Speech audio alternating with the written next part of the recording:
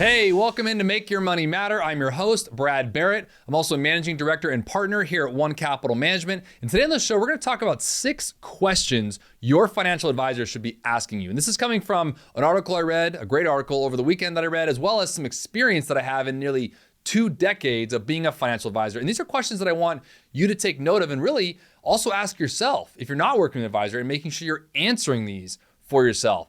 But before we get started, a quick aside, if you're in credit card debt, like 7 out of every 10 Americans, you're not alone, and you probably want to be financially free. I just launched my new course on how to pay off your debt. You can find the link to sign up in the description box below. Now make sure to smash that subscribe button and hit the notification bell so you don't miss a single episode. All right, let's get into it.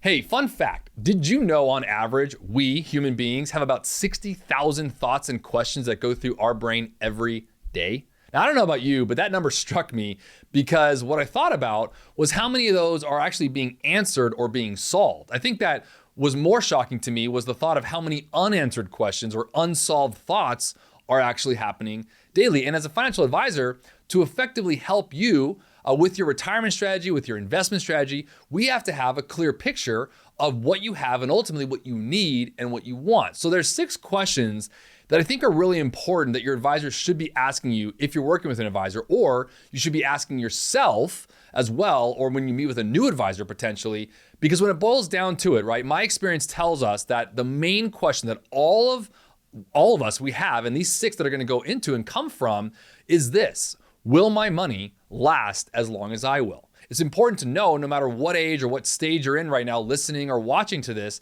that question is likely a subconscious question that we all have as it relates to our money. So these 6 questions I'm gonna go through, I think are really important that, again, your advisor should be asking you. Number 1, what do you have? Sounds pretty simple, right? Most people expect to talk about their investments when they go meet with a financial professional. And that is true, that is important, no doubt.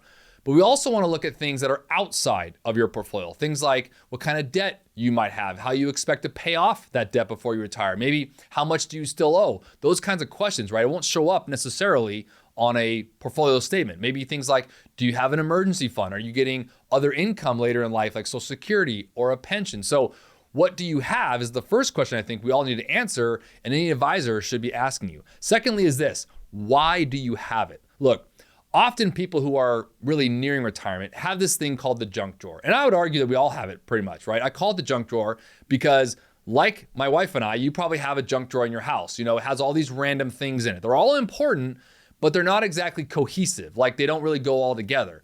Like for Veronica and I found a wrench the other day looking for a pen. Now, I don't know about you, but those two don't necessarily go together. So the reality is we want to be careful that we don't do this with our finances. Let me give you an example. Maybe you're sitting out here watching and listening, and 20 years ago, you might have bought a life insurance policy from a neighbor who was a life insurance broker, right? You might be asking, is that really, do I still really need it? Is it important to my family? It was important then, is it important now? And these are questions we want to make sure that as life accumulates, that we take some stock and make sure you ask the second question, which is why? Why do you have it? Thirdly is this: how? How will you use it? When you first started investing, let's go back there for a second. Your objective, if you think about it, was what? It was to grow your money, accumulating it over time. Now, as you get older, as you get closer to ultimately living on your investments, your goals, they tend to transition. They transition from the accumulation phase of life to the distribution phase and ultimately a preservation phase. Again, investing with purpose, as I always share, is always key at whatever stage you are in life. So number 3 is this: answering this question of when and how, and why, and this should be coming again from your advisor. And here is how you will use it, right? And that's important to hear from them as they build a plan for you. Number 4 is this: when.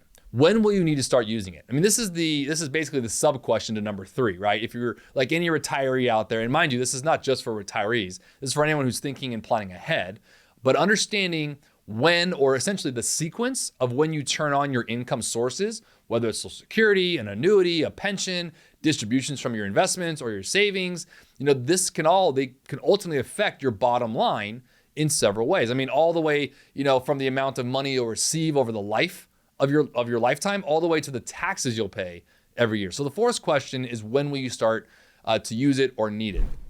And the fifth question is understanding how much are you going to need each year from your investments. I speak a lot about this. This gets into what we talk about a lot, which is the distribution rate. How much as a percentage of your liquid assets do you need to pull? Then the question is it sustainable? This is where an advisor comes in.